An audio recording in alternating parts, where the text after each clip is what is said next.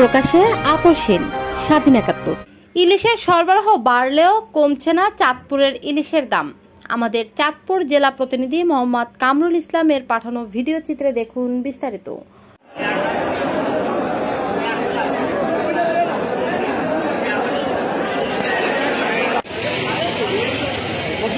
বন্যা ও অতিরিক্ত বৃষ্টির ফলে চাঁদপুরে এখন প্রচুর পানি আছে।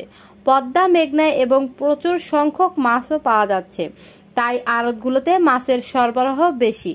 ইলিশ মাছের সরবরাহ বেড়েছে আগের তুলনায় অনেক বেশি, কিন্তু কমছে না ইলিশের দাম।